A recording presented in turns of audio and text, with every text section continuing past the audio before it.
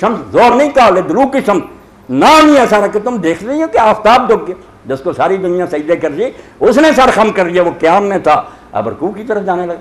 تم بیٹھے ہوئے فرمایا سے سجدے بڑھنے لگے, ہر جو چیز اس کا سایہ بڑھنے لگا. وہ اشارہ نہیں کر رہا, سگنل تو ہو گیا. اسی لیے صحابہ کرام بیتا فرمایا 4 سنتے اسی وقت پڑھ لیتا ہوں, جماعت کو اب پھر بعد میں انتظار کریں. ایسے بے چین جب نماز کے لیے ہو جائیں گے نا پھر مزہ آئے گا.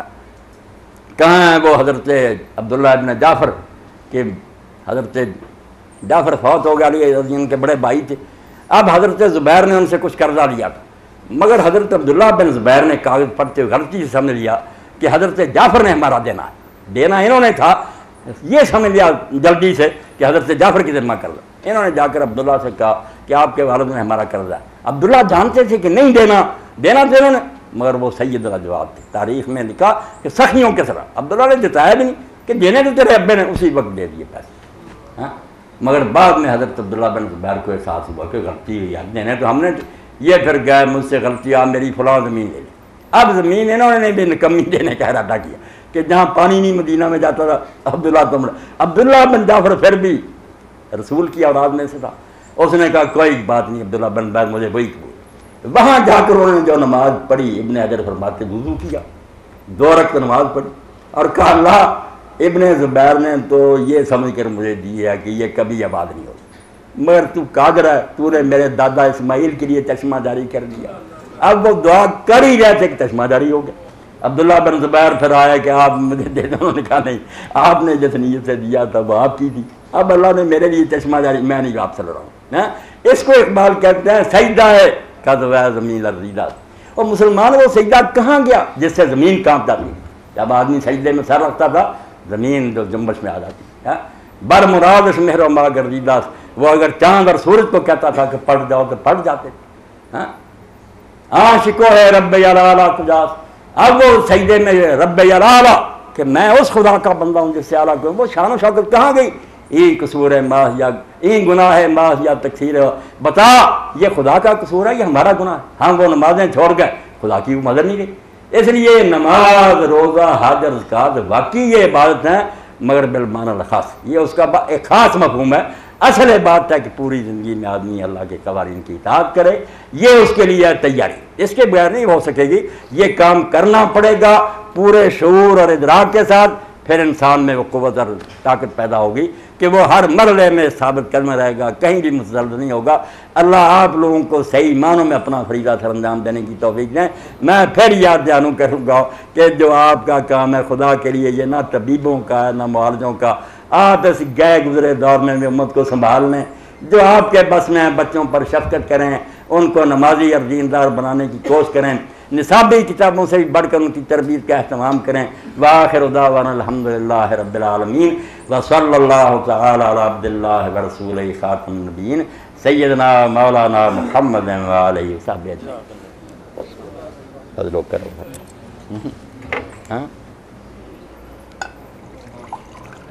اور سنتی صاحب میں نے تو آپ کی خواہش پر پروگرام مقرر کیا. بس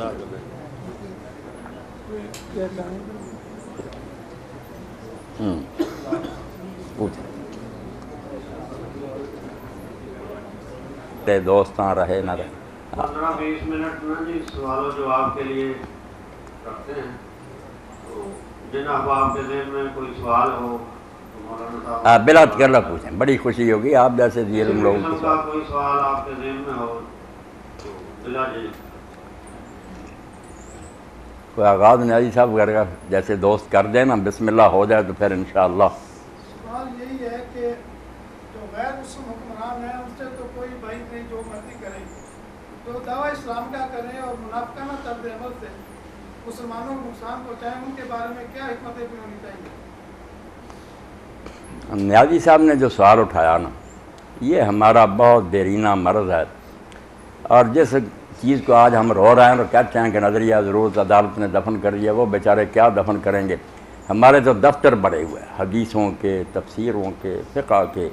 یہ 1300-1400 سال سے نظریہ ضرورت جو ہے نا ہمارے علماء بیان کرتے آ رہے. بڑے بڑے امام اور عالم جب بیچارے بے بس ہو گئے, حکومتوں نے ان کو بالکل ختم کر دیا, تو انہوں نے یہ پھر ایک مسئلہ بیان کر دیا جو ہر کتاب میں ہے، ہر عالم بیان کرتا ہے، بلکہ اب کہتے ہیں اس پر اجماع ہو چکا کہ مسلمان حکمران جب تک اعلان نہ کرے کہ میں نے اسلام چھوڑ دیا، وہ لوگوں کی بیٹیاں اٹھا لیں، ان کا مال چھین لیں، ان کے کوڑے برسائے، ہم فاسق فاجر کے خلاف بغاوت نہیں کر سکتے۔ یہ نظریہ ضرورت ہے جو صدیوں سے کتابوں میں لکھا، چھوٹے موٹے نہیں، بڑے بڑے اماموں نے لکھ دیا۔ اس لیے امت میں جو رہی صحیح جرت اور دلیری تھی نا ظالموں کے مقابلے میں، وہ بھی ختم ہو گئی۔ وہ کہتے ہیں وہ بے شک جتنا جائے گندا، اگر تم نے بغاوت کی یا اس کے خلاف خروج کیا، نصیحت کر سکتے ہو، تم دوزخی ہو گئے، وہ بخشا جائے گا۔ اب مسئلہ ایسا ہو گیا کہ علماء بھی بیچارے کہتے ہیں کہ اگر ہم یار اس کے خلاف بولے، دین تو ہمیں کہتا، حدیثیں اس کے لیے لکھ دی گئیں، فقہ لکھ دی گئیں، اور یہ معاملہ اتنا خراب ہوا، ہر فقہ والوں نے ایسا لکھا، نظریہ ضرور کہ بس وہ بیٹھ گیا، اب کیا کریں، اللہ انت رو کفر ہوا، جب تک وہ کھلا اعلان نہیں کرتا کہ میں کافر ہو گیا، اس وقت ہم کچھ نہیں کرتے، ہمارے ہاتھ باندھ کچھ نہیں کر سکتے۔ یہ روکی نہیں ہوا ایوب کے زمانہ میں تاریخی حوالہ دوں کہ اس مسئلے نے کتنا عام دلیل، 126 اسکالر سے مختلف ملکوں کے، مسلم بھی اور غیر مسلم بھی، اس میں سید ابوالعلا مودودی رحمۃ اللہ علیہ بھی تھی۔ تو ایک مستشرقہ عورت تھی بڑی فاضلہ، اس نے مقالہ اسلام کے سیاسی نظام پر پڑھی لکھی، اس نے بہت تعریف کی کہ اسلام کا نظام حکومت بہت اعلیٰ، رعیت کے لیے بڑے اچھے، رعایا کے لیے حکمرانوں کی، مگر آخر میں اس نے کہا کہ اس میں ایک خلل رہ گیا، خامی رہ گئی اسلام میں، کہ حکمران اگر نیک چلتا رہے تو احسان ہے اس کا، اگر وہ غلط ہو جائے تو چیک نہیں، روک نہیں۔ حوالے دیے اس نے حدیث ہیں، فقہ کے، باقی کتابیں بڑھی، اس نے کہا اسلام اجازت نہیں دیتا کہ اس حکمران کے خلاف کوئی ریوارڈ کیا جائے۔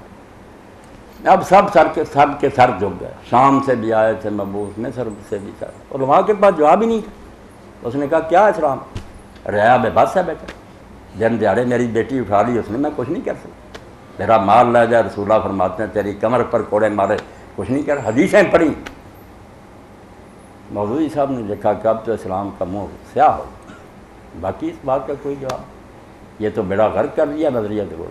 انہوں نے پھر اپنی باری پر کہا کہ میری اس محترمہ بہن نے جو کچھ کہا، باقی جمہور یہی کہتے ہیں، مگر یہ کوئی اسلام کا مسئلہ نہیں، یہ جب مسلمان بس ہو گئے تھے تو مجبور ہے کہ دنوں کی یہ باتیں ہیں، ورنہ دین کوئی یہ حکم نہیں دیتا کہ ایسے ظالموں کے خلاف چپ رہو، آدمی جہاد کر سکتا۔ اس کے لیے حضرت امام حسین رضی کا حوالہ دیا، بعد میں امام ابو حنیفہ رحمۃ اللہ علیہ کا حوالہ دیا کہ جب منصور کے خلاف اٹھے عبداللہ بن حسن کے بیٹے نفس کیا، انہوں نے فتوے دیے کہ 50 نفلی حجوں سے بہتر، تو بات بن گئی، بڑا اثر ہوا، اور لوگوں نے کہا ٹھیک ہے یار، بعد میں کمزوری سے لوگ خاموش رہے، دین تو روکتا ہوتا تو امام حسین نہ آرام سے بیٹھتا، عبداللہ بن زبیر نہ بیٹھتا، مدینہ کیوں بغاوت کرتا، مسئلہ کوئی نہیں، مجبوری نے لوگوں سے رکھوایا۔ مگر بعد میں یہ مولوی حضرات بعد نہیں آئے، تفہیمات کی ایک جلد آپ کو ملے نا، وہ خط و کتاب ہے، انہوں نے کہا مودودی تو نے غلط باتیں کہیں، حضرت حسین ویسے ہی غلط تھے، اب تو یہ سارے دیوبندی اہل حدیثی پر ہو گئے نا کہ حسین تو تھا ہی ضدی، معاذ اللہ، اس کو تو ساری دنیا رو، ہر مسجد میں یہی بکواس ہوتی ہے،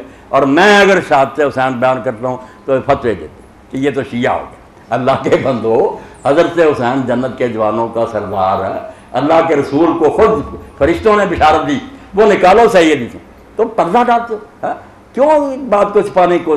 تو انہوں نے مولویوں نے کہا کہ حسین رضی اللہ تو خود غلط تھا، باقی ابو حنیفہ نے بچپن میں یہ باتیں کہی ہیں، اس وقت ان کا علم پختہ نہیں تھا، بعد میں وہ بھی تائب ہو گئے، وہ ساری خط و کتاب ہے۔ تو مودودی صاحب نے آخر میں کہا کہ تمہیں پتہ ہے کہ یہ بحث کہاں سے شروع ہوئی تھی؟ اس عورت نے گلا دبا دیا، علماء خاموش ہو گئے، میں نے 2-4 حوالے نکال کر جان چھڑائی، وہ بھی اگر غلط ہیں تو ٹھیک ہے، چھوڑو ان کو، تم پھر بتاؤ اس کے سوال کا کیا جواب ہے۔ باقی آئی یہ کہ حرم تو مرضی کرتا رہا، مسلمان خاموش، جواب بھی تم نہیں کوئی دیتے، میرے جواب کو بھی صحیح نہیں سمجھتے، اس لیے یہ نیازی صاحب قصور کسی ایک کا نہیں، بہت پرانوں کا قصور ہے۔ نظریہ ضرورت جو ہے نا کہ جو شخص مسلط ہو جائے، زبردستی تخت پر قبضہ کر رہے، وہ ظالم ہو جیسا جی چک، جب تک وہ کلمہ نہ چھوڑے ہم اس کے خلاف کچھ نہیں کریں، مگر ہے مسئلہ جھوٹا، بالکل جھوٹا ہے، اس کی کوئی حقیقت نہیں، حالات پر منحصر ہے کہ اگر موقع ملے، فوج میں سے بھی کچھ لوگ نیک نکل آئے ایسے کہ گردن با کر تختہ اٹھ دیں اور اسلام نافذ کرنے، دین راستہ نہیں روکتا، ہمیں بھی موقع ملے ہم ایسا کرنے، اسلام نہیں روکتا، باقی حالات دیکھنے چاہیے کہ کیا ہے موقع، اسلام کی طرف سے نظر میں کوئی رکاوٹ نہیں۔ جو باتیں ہیں کہ خلیفہ کی اطاعت کی، میں اسی بھی ضمن وضاحت کرتا ہوں یہ اللہ کے رسول نے اس خلیفہ